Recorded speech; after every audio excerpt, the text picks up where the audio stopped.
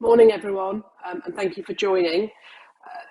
We've got a great panel set up today to discuss how we harness AI. And when we talk about harnessing, it's really around the regulatory frameworks that need to apply. I think, on reflection, we all know that AI has been around for many, many years, even older than me. But it's really about the growth in computing power and the delay and the data collected from our kind of digital interactions and our digital footprints that means our machines are, really basic machines appear to be ever intelligent. And then we looked, to move towards facial recognition and even emotional recognition. And my time at the institute, we were struck over the last couple of years, and when we first started it, we were struck about how AI really was seen as how you build it into a country's industrial strategy. It's only over the last 12 to 18 months that the ethics debate has moved into proper substance around regulatory frameworks that should apply. And so our panelists today are going to draw out these points. We're hoping that Eva Cali from the European Parliament will be able to join us at some point. But the plan is for the panelists to spend 3 sentences introducing themselves, because I can't possibly do them justice, and then to spend 5 minutes on a question I've posed for them, and then we can have questions at the end. So our first panelist, looking at the new running order, is Marco Alexander Breit, the head of Task Force for Artificial Intelligence and Digital Technologies at the German Federal Ministry for Economic Affairs and Energy. Marco, can you introduce yourself? And I know I posed you the question, how can regulators and legislators mitigate against the potential risks of AI, such as unethical bias and displacement of jobs? Thank you. Yes, thank you, Emma, and thank you, all of you, for having me today. It's a pleasure to be with you. My name is Marco Alexander Breit. I'm head of the Task Force Artificial Intelligence and Digital Technologies in the German Ministry of Economic Affairs and Energy. The digital technologies range from digital identities to Open RAN and smart services. So as you can see, it's a pretty wide array of digital technologies that we are responsible for. When it comes to AI, we do 3 things. We strategize AI, which means that we are one of the 3 ministries that are responsible in Germany for the national AI strategy, which is embedded in a European strategy. The second thing is Germany has decided to spend 5 billion on AI until 2025, and we are negotiating the package and we are distributing the money. And the third thing is we are responsible for some of the key parts of this national AI strategy and implementing them in the national economy and bringing AI from the research to the transfer and to the businesses, which means in the end that for us, the European approach, the twofold approach of the European Commission that we want to set up and send an ecosystem of excellence and an ecosystem of trust is very vital. In the end, these 2 things in the day-to-day business, sometimes they collide, sometimes trust is in the way of excellence, and sometimes excellence is in the way of trust. What do I mean by that? If you take into account, you said it already, facial recognition. If you want to be really, really good at facial recognition, you should actually have the opportunity to set it in motion, to implement it. But do we want this as Europeans? I don't know. So in the end, this is to be decided politically. I obviously have a position on that. But if you want to really get excellence, then we must be able to implement these technologies. This means that trust, which we actually want to foster, kind of collides at that point. As of now, I think there is technology and technological implementations of AI that should be harnessed very, very harshly. That, for example, is facial recognition. That, for example, is social scoring, especially when done by states. And thus, we are very happy with the European Commission's approach that wants to identify high risk applications of AI and setting some very strong regulation on that part. On the other hand, the ecosystem of excellence is of utmost importance. Why? Because the second part of the question, what does AI do to the jobs? And I am, for one, I'm not keen to answer the question, what does AI do with certain jobs? And it should not be our responsibility to rescue each and every job from the impact of AI. What should be our responsibility as lawmakers, but as a government too, is to make sure that the new jobs that are generated by AI, the jobs that are changing by AI, and the jobs that are actually helped by AI are set in European Union, are set in Germany, are set in your nation states. Why is that so? Because these jobs, these economic growth is vital for our communities, it's vital for our social stability, and it's vital for our economic stability. Thus, the question we should answer is not, how do we deal with each and every job? It should be, how do we set in motion an ecosystem of innovation that thrives AI in the European Union, that thrives AI based on our values, as I mentioned before, and thus make sure that we will be one of the key players when it comes to AI and digital technologies in 2030, 2040, 2050, and so on. Thank you.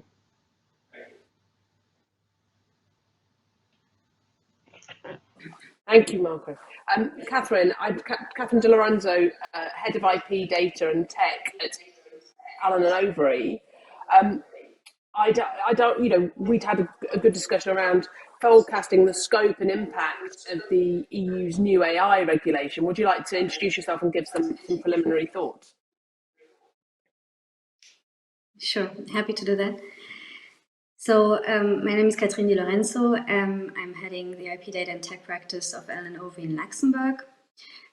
So as the name of the team suggests, we are specializing in data protection questions, including compliance, like for new technologies with the GDPR, but also investigations from data protection authorities, IP contracts, IP litigation, and on the IT side, we are assisting clients with their digitalization projects, cybersecurity, and new technologies like artificial intelligence, the topic of today. On the new EU regulation, it has come out in April this year, and I think if you want to summarize it very briefly, we can say there are three big buckets of technology that have to be looked at. It's unacceptable risk AI systems, which will be forbidden if the regulation comes into force. This is, for instance, all forms of social scoring would be one example that would be forbidden. High-risk AI systems, which will be subject to the highest regulations under the new regulation and the highest set of rules. And what does this cover? It's, for instance, the evaluation of consumer creditworthiness or systems using biometric identification that are examples of high-risk AI systems. And then there is the third bucket, which is the limited and minimal risk AI systems that are, for instance, AI chatbots. Those will be covered by these rules, which are, so we will see the regulation applies the principle of proportionality, and depending on which system you want to deploy, either as a manufacturer or as a user of AI, there are different sets of rules that have to be complied with across the use of such technologies. That's maybe on the EU legislative approach. Emma, do you want me to expand also on US and Chinese initiatives? That would be excellent. Thank you. So I think the Chinese is probably, when it comes to harmonized regulation, the oldest one. It has been a national plan to regulate artificial intelligence back in 2017, and basically the initiatives covered there were really, the aim was to foster the development of AI and not so much to regulate it. The goal of this plan was also to set targets to be achieved by 2025, and for instance, to implement specific regulations to regulate the use of AI. And the ultimate goal of the Chinese initiatives is to have by 2030 China as being the world center of excellence of artificial intelligence. And in July this year, the first national set of rules came out in Shenzhen. I hope I'm pronouncing this correctly. It's the equivalent of the Silicon Valley in the US for China. And those have been submitted now to the Chinese Congress for a review. In the US also, and you will see if you look at the dates, 2020 and 2021 have been very popular years for regulating AI on a more harmonized level. The US has also said, in the Federal Trade Commission has issued guidelines in April 2020 on the use of AI technologies, which have been again reiterated with a more detailed set of rules in April this year. And I'm not going to go into the details of each and every piece of these regulations, but I think we can identify a common set of themes which all of these regulations aim to target. So it's transparency towards users, performance of impact assessments. Sometimes these rules come from the artificial intelligence regulations themselves, and sometimes they're even enhanced by data protection laws, which come on top of AI regulation, and also require impact assessments when you use data which relate to an individual. Then there are the accountability principles. So identify the risk of discrimination, the risk of the AI developing bias and therefore causing harm to individuals. And also, obviously important, a continuous review of the AI systems post-marketing. So those are maybe the common themes in the three pieces of legislation: EU, US, and China. Thank you very much, Catherine. We now have Eva Cali, who's managed to join us. Thank you so much for joining us, Eva. Would you like to, Eva Cali is the chair of the Future of Science and Technology Panel, European Parliament, and a real friend of the Institute of AI, so thank you. I had posed the question to you, how quickly is AI moving towards deep and unsupervised learning, and what regulatory framework should be put in place to manage its development for the benefit of industry and society? And this seemed like a really broad question for you, particularly because of your role within the European Parliament. If you could give us, introduce yourself and then give us your thoughts, that would be much appreciated. So first of all, thank you for having me. It's a very timely debate, and actually this is exactly what we are planning to work on. It's the Artificial Intelligence Act that will deal with issues like the one that you mentioned, trying to have the benefits of AI and make sure we will protect citizens from the implications that AI systems could have in terms of fundamental rights violations, and of course for harmful artificial intelligence. So of course we see extremely rapid developments and transformation of AI, not just towards deep and unsupervised learning, but in general.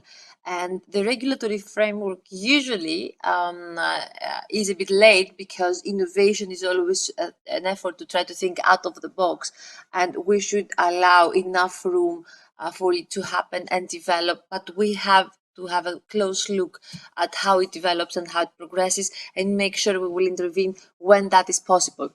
What is very interesting with the Artificial Intelligence Act and the approach that we are planning to have is that we don't try to stick into a very specific framework. We try to have a dynamic framework that will allow artificial intelligence to develop, and we will also be able to have a definition that could change, which means if you start talking about artificial intelligence, you can talk about automation, but you can also talk about autonomous systems, and you can also talk about super intelligence, which is the point where AI is not being understandable by the computer scientists themselves, the programmers. So I think that it's very important for us to make sure that we will allow unsupervised learning, it's similar to the way humans learn about the world. They explore and they try to remove any specific roadmaps in order to explore further and extend the pool of data that they can access.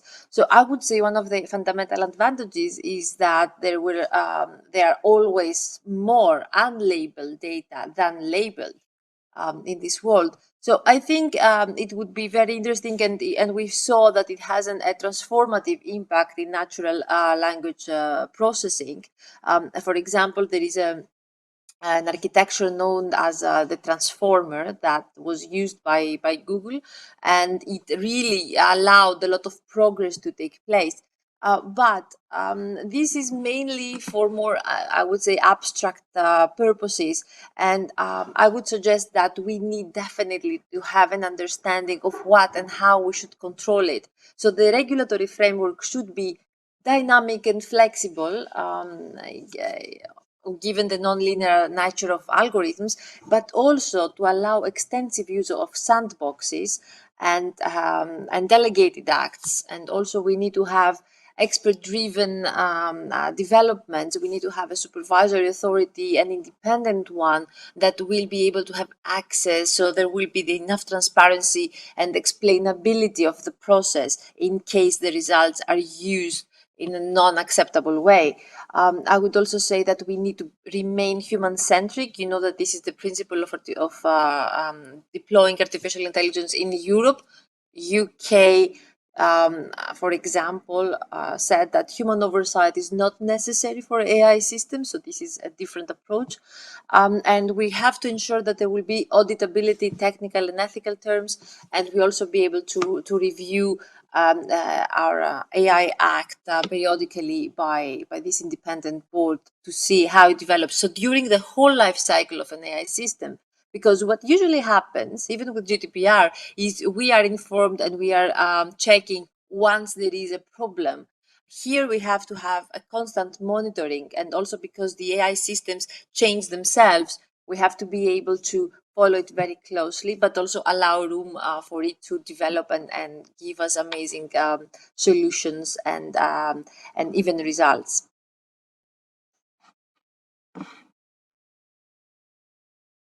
Thank you very much, Eva. That was great. Karolina Mojzesowicz, apologies if I mispronounced your surname.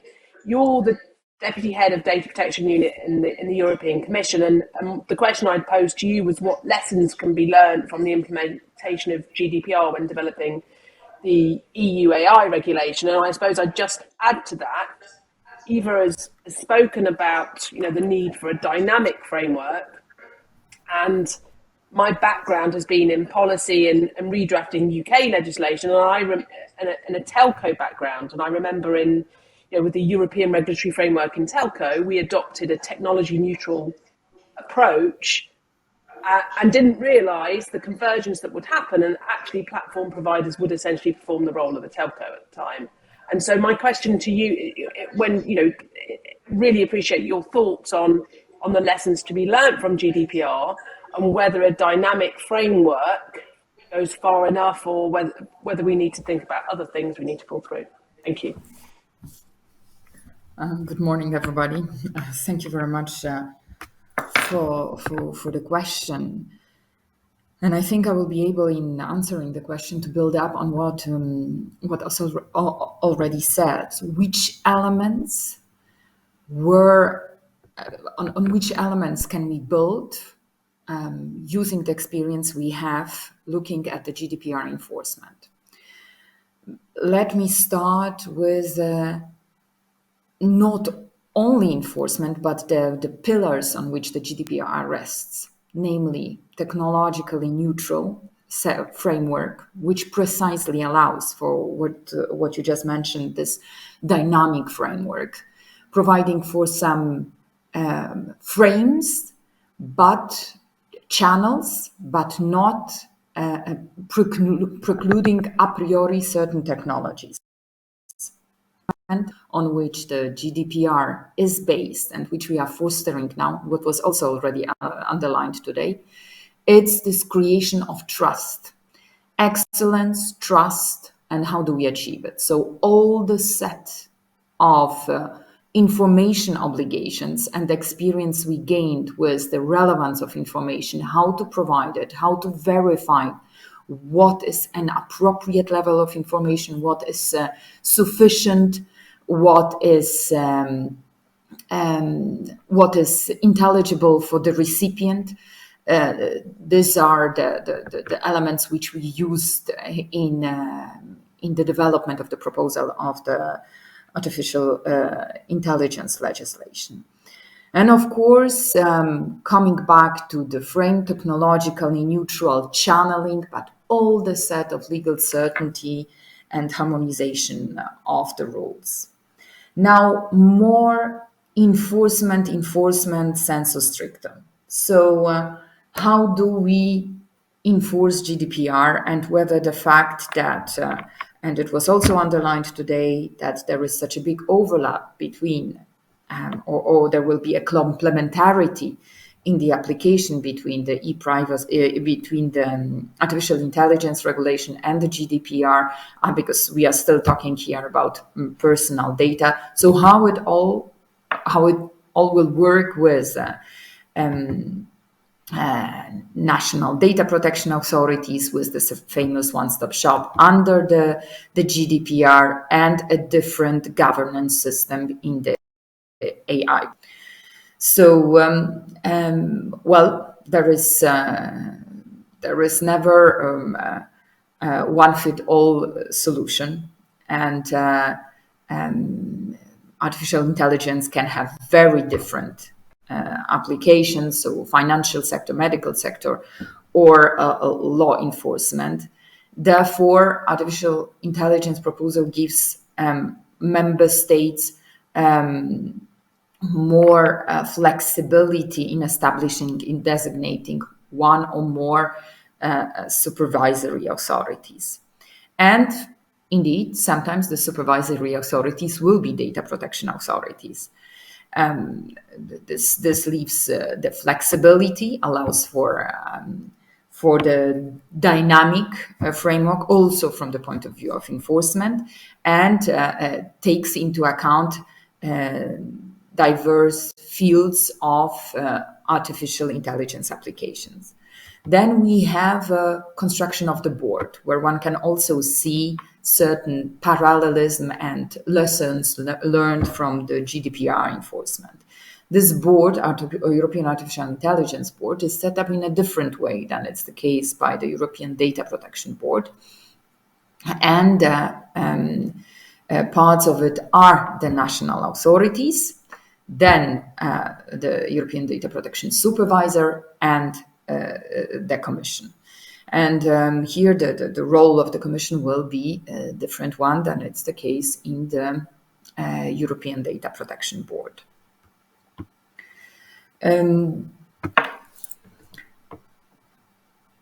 What could I add to this lessons learned? We have seen that the idea of the risk-based approach, the idea of accountability, allows for, matched with this technology neutral approach, gives good results, but by, and here I'm sorry to repeat myself, but by framing, but not precluding innovation and new deployments of the technologies which we see upcoming. This mindsetting of creating an environment of human-centric and trustful setting seems to work, and this is what is really even in the distinction between the three different kinds of artificial intelligence systems. high, limited, and minimum is very visible. Certain decisions are already taken upfront by the legislator, but this risk-based approach, so much anchored in the GDPR, is precisely that. I think I was supposed to be very short and to focus on this enforcement aspects and matching with the GDPR, what I hope I have done, but please let me know if you would like to that I address something more precisely. No, that was excellent, thank you. And finally, Christiane, you've waited very patiently, thank you. I had posed the question to you around how should the complex mechanisms of algorithms be communicated to consumers in order to achieve consent, but I think we can also draw out this point about trust. And based on my conversation with you last week, I suspect you have a different view around some of the benefits of dynamic systems as opposed to harder law. If you'd like to, take the floor. Yeah, thank you so much. And first of all, thanks so much to the organizers for having me on this panel. And thank you, Emma, for raising the consumer aspect, which I believe is a very important aspect. First, a couple of sentences about myself. I'm a professor of law at Vienna University, and I have been dealing with topics such as IoT, data, and AI for a number of years now. Inter alia, I was co-chair of the Data Ethics Commission advising the German government, a member of the Commission Expert Group on Liability and New Technologies, and I'm now also working on the Artificial Intelligence Act. Inter alia, I've authored a study for the European Parliament on biometric recognition and behavioral detection, and now another study for the Austrian Ministry of Social Affairs on consumer aspects. And it is precisely those consumer aspects which I believe we need to focus upon over the coming months, because I'm not sure the consumer perspective has been fully taken into account. Luckily, consumers can rely on a very strong framework in the GDPR already. Now, when it comes to automated decision making, we have Article 22 of the GDPR. So consumers are protected where an automated decision has legal effect for them or similarly significantly affects the consumer. So there are minimum rights. There is a right to receive an explanation.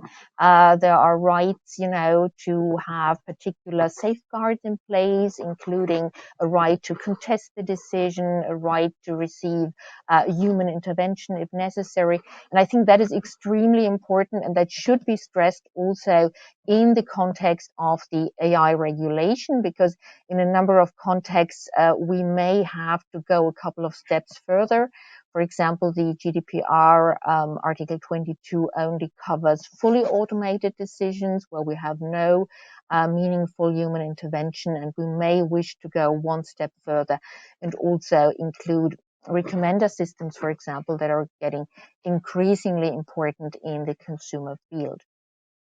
Now, Emma, you asked me specifically about consent, and I think consent is a very important but also a very problematic and difficult concept.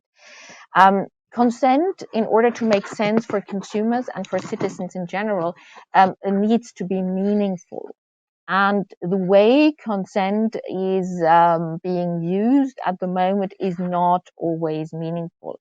I think I don't have to say we all click OK buttons a million times. We have no idea to whom we have given consent. There is no documentation. There is no way for us to follow this up. There is often no way to properly understand what's going on with our data and what's happening with algorithmic decision making. And so I think that has to be a focus for policymakers over the coming years. Certainly, we need to focus on the way how information is provided. So we must make sure there's more standardization. We make more use of icons. We make more use of color schemes and so on. But I'm afraid that will not be sufficient. I'm afraid we need also to have technology in place, technology that assists consumers in dealing with consent, in managing their consent. So that's certainly something we have to focus upon. We need to empower consumers with the help of technology. We also need new intermediaries in place, intermediaries that assist consumers, support consumers in making sure consent is given for the applications they want to consent to. So I think this must be a focus over the coming months and years to ensure that consent is meaningful. And Emma, thank you so much for mentioning that. I would also like to go a step further, and I'm delighted to see that the proposal for an AI Act is making steps in that direction. I think we need to set substantive limits. It's not just enough to say, we have certain procedures, how you get to consent, that consent must be free, informed, and so on. We must have substantive limits. There must be something which I like to call unfair algorithmic practices that are simply banned and prohibited. Unfair data practices that are simply banned and prohibited. And I see with a degree of delight that the AI Act proposal is now going in that direction, that there is a very short list, of course, but there is a list of prohibited AI practices. And I think that's really the way forward, to have clear red lines. And now, of course, taking again the consumer perspective, Article 5 of the proposal as it stands now does not really take consumer interests into account. I understand there are good reasons for that, because that is to a certain extent covered by the Unfair Commercial Practices Directive and other legislation. But I think that should be extended to meet consumer interests. For example, where we have very targeted exploitation of individual vulnerabilities of consumers that have become visible by way of data collection and data analytics. I think that must be included in the list of Article 5. Article 5 shouldn't be restricted just to physical and psychological harm. I think we need to take the consumer perspective into account there. And I would also suggest to take the consumer perspective into account when it comes to possibly extending the Annex 3 on high-risk applications. So I think we need to make use of those coming months of the negotiations, of the debates about the AI Act, which is a brilliant piece of legislation. I'm very happy to see this, and make sure the consumer perspective is properly taken into account. Thank you.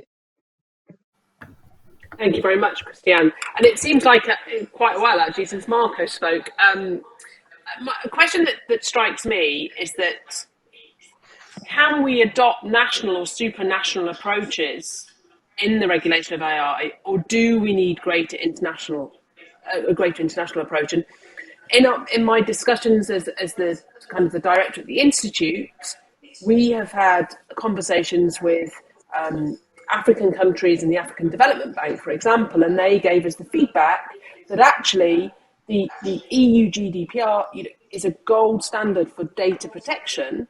However, their data economy is not developed enough. They do not want to be burdened with a very heavy regulatory environment when their data economy is still to develop. And I wondered if I could ask Marco the question around your view, whether there needs to be greater coordination at an international level, and what the risks are from an industrial strategy approach if we are too heavy with the regulation.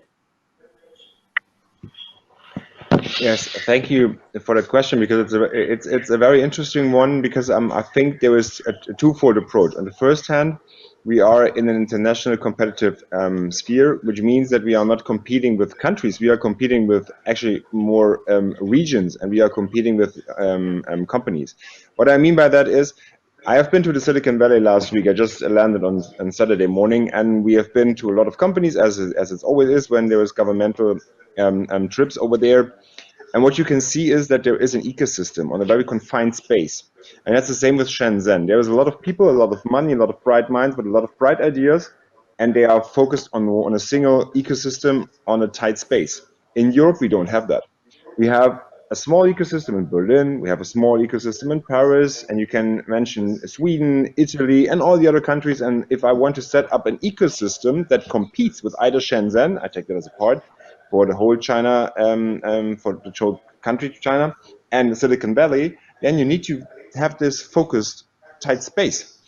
But we will not be able to make that because of how the European Union works, how national states work, and how an ecosystem works. So what we need to do is setting up kind of a digital ecosystem to compete there for AI and for data-driven applications, but for other technologies of the future too.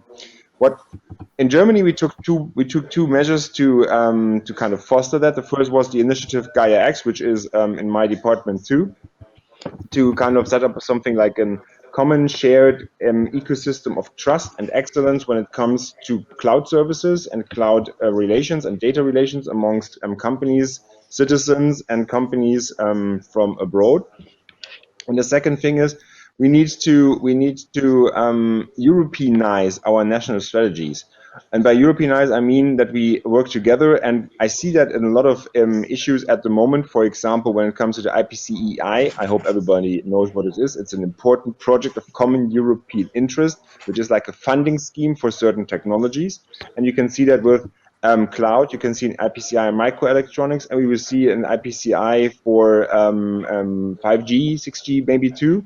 And this means that we Europeanize the approach towards strategy and towards technologies, and this is of utmost importance if you want to compete, because it's not one national state, even a large one like Germany is not able to conquer the world of AI by themselves. And we are in the end, and that's my closing remark, we are competing not with companies, we are competing with spheres of and ecosystems of innovation. And if Eva, you allow do me you to have any comments to add? If you allow me just to compliment, just add to Marcus a little bit the European dimension here. Precisely therefore, the European regulation, precisely therefore full harmonization of the conditions within the EU, and precisely therefore our EU's leadership role as far as protection of personal data and regulation of artificial intelligence is concerned. And I think that in particular in the area of data protection, I think we are setting the standard in the world, so which will help and foster the position of the EU and the European companies in the regions, as Marco just underlined. So I don't think we can do it without the harmonization and setting and agreeing on common standards in the EU. And I was just going to ask Eva, if from a MEP, a member of the European Parliament, whether she had any views on this and how she thought European Parliament could assist in that with that approach. Well, first of all, already by having an Artificial Intelligence Act at the European level means we are trying to be fast enough to avoid the friction of having 27 different member states' national strategies. We already see some strategies. We try to make sure we will embed and we will harmonize the environment to avoid having a fragmented market again, as this is a technology that goes beyond border. It's a global technology. And I think that setting up the digital innovation hubs, we are also trying to create a European network of ecosystems, because we have different languages. It's not just different member states, different legal and tax systems. And of course, we need to have a harmonized single European digital market in order to see more achievements to take place. But also we have to understand the different nature of this European Union in comparison to US and China, that they don't face similar challenges. Also, I believe that since trust and excellence and human-centric artificial intelligence is at the core of what we want, we need to understand that we need to lead with these characteristics, and we don't just need to see the numbers of China or US. This means we need to respect fundamental rights. We need to find the balances between privacy and safety in artificial intelligence, which is really challenged in China. I think nobody wants to have a world of the black mirror social ranking experiment.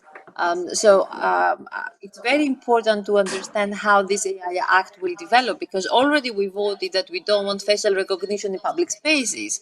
We have to decide what is going to be included in the high risk applications. And again, this is going to be a dynamic approach, which means it's going to change. And this would also be a responsibility for anybody, not just being in the EU, but also acting in EU.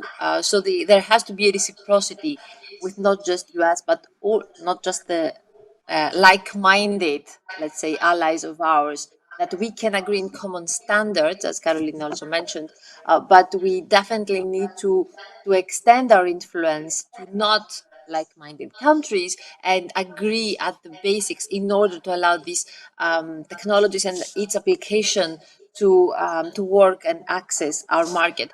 I think this is important, and I don't like to make this comparison constantly of unicorns or like just numbers, because if you would have to choose a place to live, I think you still would choose Europe. I'm biased, but this is my feeling.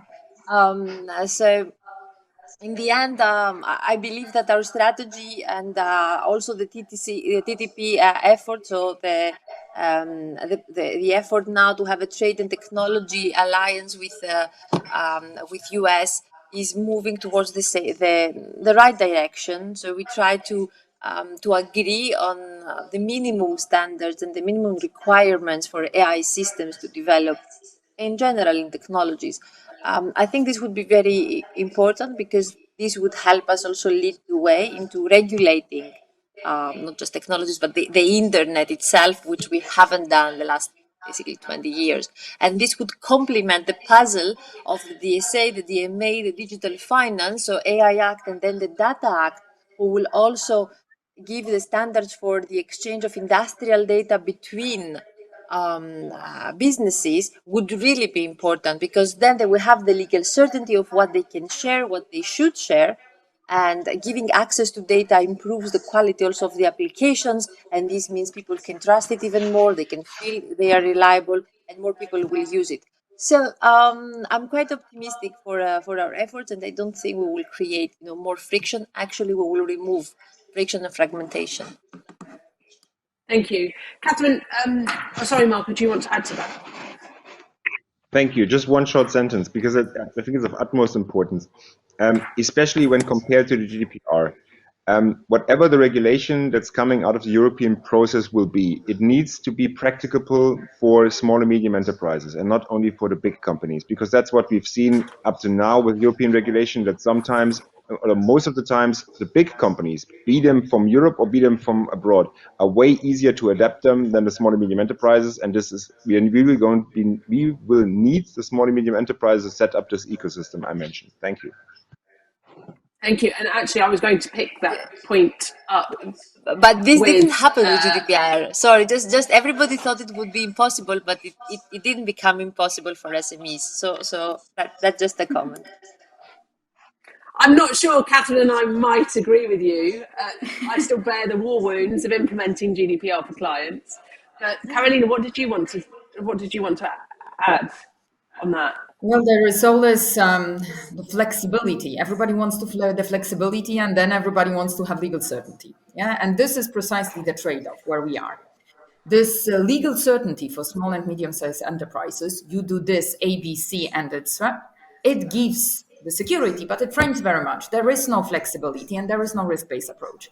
It's very difficult to find a correct balance, how to cushion the smaller ones who do not have maybe sufficient legal expertise, but where actually the development in Europe is coming from, because the development and the really who makes business in Europe are small and medium-sized enterprises, and they do need these flexibilities. So how to do it? How to allow them to enjoy the flexibility and the risk-based approaches of this earth, but still sufficiently legal with this legal certainty, which cuts down on the implementation costs. And I think this is what Marco was talking about. well, we thought in GDPR we were able to match it with flexibility and support, and really this leading a little bit more by the hand by data protection authorities. Sometimes it works, sometimes less. I think it's always this dangers of freedom, but it's easy to say when one does not do the stuff on the ground, probably. And this is something that we are very much considering and taking into account. But precisely this balance: flexibility, legal certainty, freedom, but cautioned freedom. Brilliant, thank you. And this point I'd really like to bring up with Catherine and Christiane, actually, and ask Catherine to offer her view around the legal certainty from a client perspective, from a corporate perspective, but also whether there is legal certainty for consumers. Because when I apply my kind of, my understanding of GDPR when I'm advising clients is very different to how I wish to enforce my rights as a consumer. So, Catherine, do you want to offer your views, and then I'll pass over to Christiane? Yeah, happy to. So maybe first, I respectfully disagree that it's easy for big and international and mid-sized companies to implement GDPR or any of the other regulations. I have quite some different experience with them, even with the best efforts that they want to implement it in a correct way. It is not always easy. And I totally understand that we need technology-neutral, flexible rules. But then I think what we now see with GDPR, for instance, and that is where the flexibility ends very harshly, is if we are in areas where you do not have yet all the guidance, like, for instance, on how, if you want to base your processing on legitimate interest and not consent. Sorry. The problem is then you as a company do a legitimate interest balancing test as it's foreseen by the GDPR. You do the information of the users and everything. You think you did a good job. And then what is then the outcome when the authority just says, I do not agree with your legitimate interest balancing test. I have another view. And I think that is the point where it becomes extremely difficult for companies to navigate these rules, because we do also need a standard of review then. Should the authority be able to just replace the assessment? If we look at accountability, this is the obvious thing. Companies must think and document how they comply with the rules that are set out in the GDPR or then later in the IRA. And then what is the standard of review of when you complied with it? Can the authority just say, I don't agree, I have a different view? And then there is no legal certainty anymore if you don't have specific guidance on how to perform the legitimate interest balancing test, if there are processing activities which are excluded plainly from LI, legitimate interest as a legal basis. So all of these things.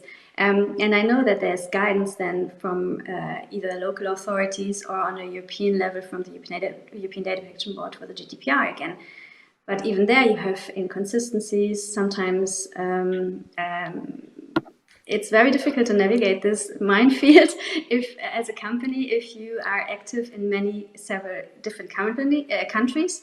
And then this is just EU. If you then have to take into account the rules in China and in the US. For Chinese rules, I think very recently in July, they have issued the new Data Security Act, where the default is consent, which is not exactly the same rule as in Europe. So I think it is a bit a difficult thing. And on the protection of the users, I know that, Christiane, you have been very much focusing on consent as being the ideal solution for allowing, that was my understanding, or at least you said if consent is used, it has to be very clear and user-friendly. Maybe then I misunderstood, but I let you explain what you thought, and I will just say my view on consent is it is something which regulators too easily say you should have used consent instead of legitimate interest. And then the question is this really a more protective tool? If you look at the digital context, many services need personal data, then individuals receive multiple consent requests. They have to click through and swipe, toggle, whatever, multiple times to be able to access a service.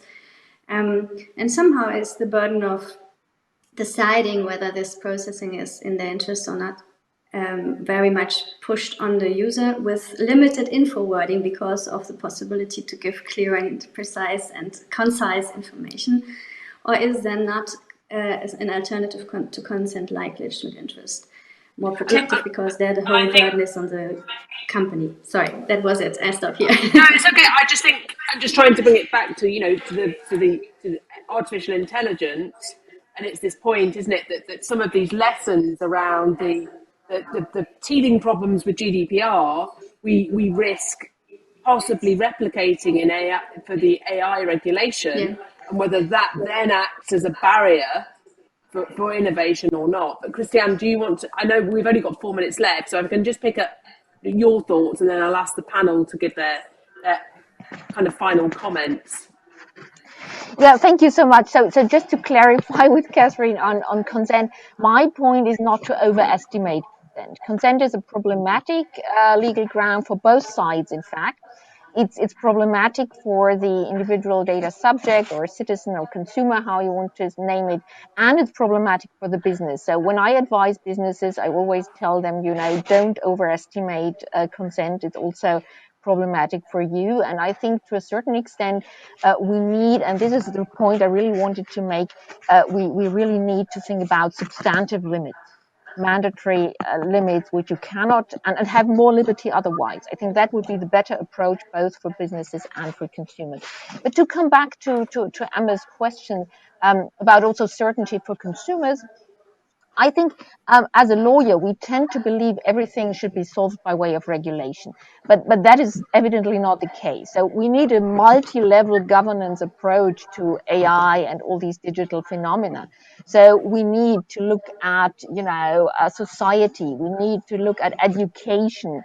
We need to look at technology. We need to create technology that empowers citizens, that empowers consumers, that makes sure we have strong fundamental rights protection. We need to look at the economy, so creating the right incentives so that there is a market for trustworthy AI. These are all different levels which we have to focus on. So I think a multi-level governance approach is really what is required in that regard. And looking at that we only have 2 minutes left, I will leave it here. Thank you. So I will thank everyone because I think this is now a drop, it drops off completely. And thank everyone for listening, and thank you for the panelists for such a lively discussion. Eva, do you want to give some kind of your a sentence of final comments, pass to Marco and pass around the panel, and see where we get to? Well, I could definitely say that we are trying to be, now we are more geopolitical. So this means we are not just looking what EU is doing, but we are trying to see our position between the biggest countries. So I think that we will in the end have a balanced approach for the AI Act. And I think the Data Act, which will be basically the GDPR for industrial data, will be able to allow and release more data, also public generated data. And let's not forget that we have GDPR as a principle-based approach and not constantly being monitored. So I understand the challenges, but if by the mindset by design changes and we have this legal certainty that our effort, the legislative effort is trying to present, I think then things will become more easy. So you don't have to go back and change your systems, but you have it included by design. And also, this is also what I think about consent. I think by design, we have to have safe and trusted applications. And of course, then give options and ask consent of the citizens. But when you go in the European market and you buy a medicine, you understand that you can trust it. I think the same needs to happen also in the internet. And this is the benefit of the European market. So I'm more optimistic about the future because I think with the pandemic, we realize the possibilities and we don't start our sentence for artificial intelligence like, I'm afraid that. So this changed. and we see the potential of it. And now it's the time also to set the right rules. And this just started, so it's excellent to discuss and understand also the concerns and make sure we will address them. So I hope we will be able to remain in touch while we will be drafting this legislative file. Thank you so much. Thank you, and sorry we couldn't take final comments from anyone else, but thank you all for listening. You finish? Are we dropping off?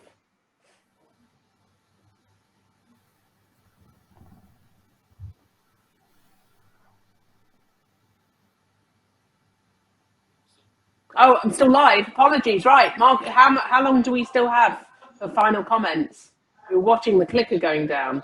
Marco, do you want to give your final comments, please? Okay. Yes, my final comment would be: we are embracing the regulation, and we are embracing the thought of excellence and trust.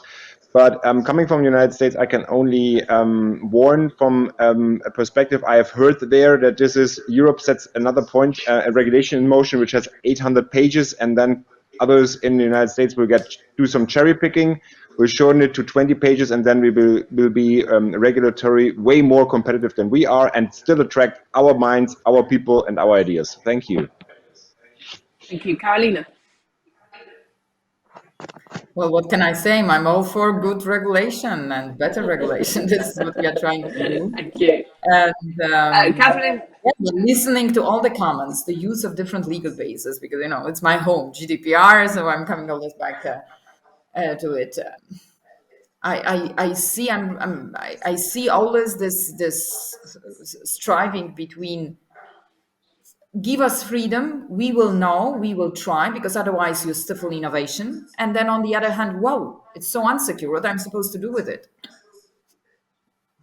I leave it there, I think. Thank you. Christiane, Catherine, do you have any final comments before we hand back over? Well, just maybe to say, I think it was so important for the EU to move forward and to put this AI regulation proposal on the table. I think it's so important that this step was taken, and I fully support it. And of course, now the institutions have to use the coming months and years to really get it right. But I think that was absolutely the right step at absolutely the right point in time. Thank you. Yeah, I agree. I was not aiming to criticize EU regulation as a whole. I think the framing that we have is important and extremely helpful. On the AI regulation, with a little bit more tweaks and feedback maybe from businesses, it will be a very excellent regulation, and I think it's important to have it to be competitive and have a clear set of rules. Yeah. Brilliant. Thank you, everyone, and thanks for listening.